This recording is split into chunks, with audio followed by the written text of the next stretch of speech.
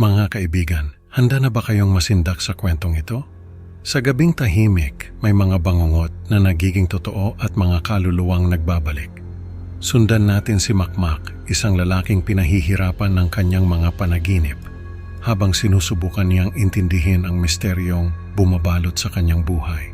Ano nga ba ang lihim sa likod ng kanyang mga bangungot at ang salitang kaluluwa? Alamin natin sa Creepy Pinoy Stories. Magandang gabi po sa inyong lahat, mga tagapakinig ng kwentong kababalaghan. Ako nga pala si Makmak at nagpapasalamat ako sa inyong oras para pakinggan ang aking kwento. Nakatira ako sa isang maliit na bayan sa probinsya ng Laguna kasama ang aking kapatid na si Shirley. Lumaki kaming magkasama at siya ang aking karamay sa lahat ng problema.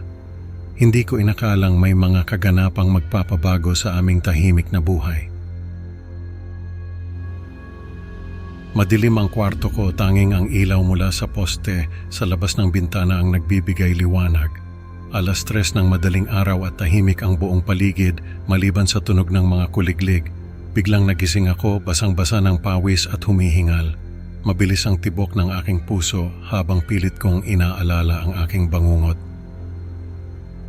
Shirley, nagising na naman ako ng 3:00. Bulong ko sa sarili habang kinukuha ang notepad sa tabi ng kama at isinusulat ang tanging salitang naalala ko, kaluluwa. Tumayo ako at naglakad papunta sa bintana, sinisipat ang madilim na kalye sa labas, umaasang makakahanap ng sagot sa aking nararamdaman. Napagdesisyonan kong sundin ang payo ni Shirley na itala ang aking mga panaginip, umaasang makakatulong ito sa pag-unawa sa aking mga bangungot. Isang gabi, nagkaroon ako ng malinaw na bangungot. Nakita ko ang isang lumang laruan, isang manika noong bata pa ako at ang pintuan ng isang silid na pamilyar sa akin.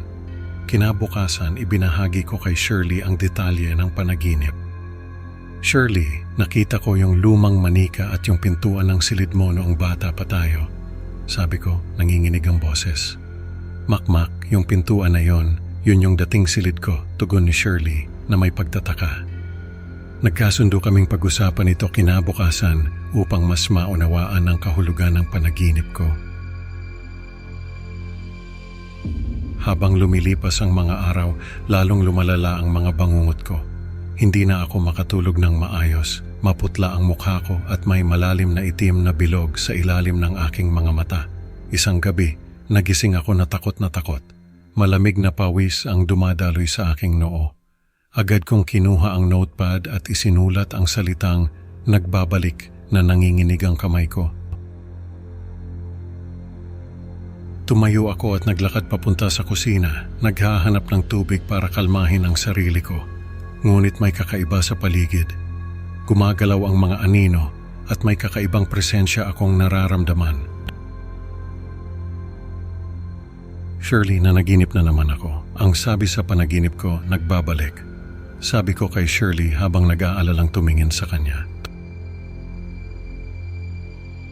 Baka ibig sabihin nito malapit nang matapos ang mga bangungot mo, sagot ni Shirley na may halong pag-asa. Ngunit hindi ako mapakali. Bawat gabi ay isang bangungot na hindi ko matakasan. Sa kabila ng paniniwala ni Shirley, hindi ko mapigilan ang kaba sa aking dibdib.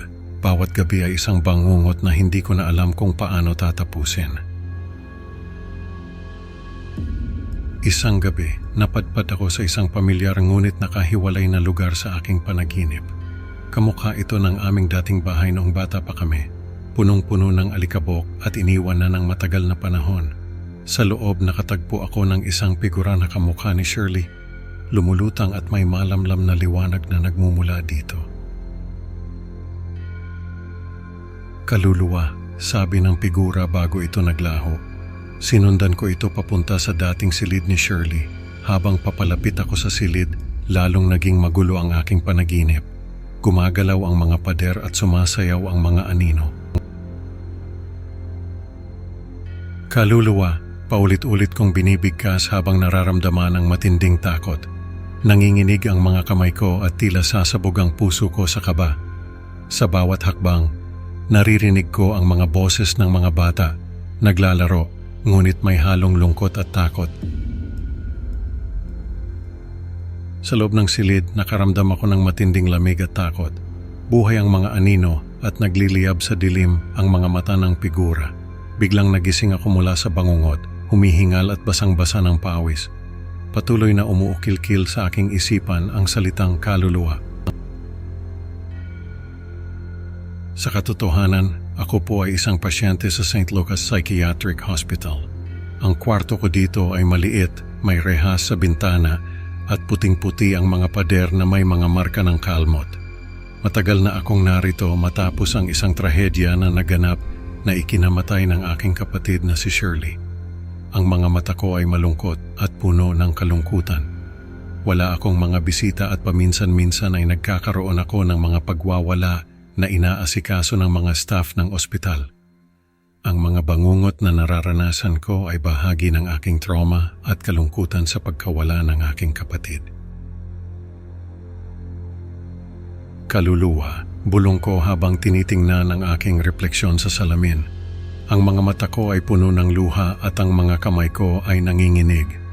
Ang kwento ko ay nagtatapos sa pagpapakalma sa akin ng mga staff ng ospital. Maingat nilang hinahawakan ang aking mga braso upang hindi ako makapanakit sa sarili. Matapos ang aking pagwawala, dahan-dahan akong bumalik sa aking silid bilang 143 habang patuloy kong binibigkas ang salitang kaluluwa.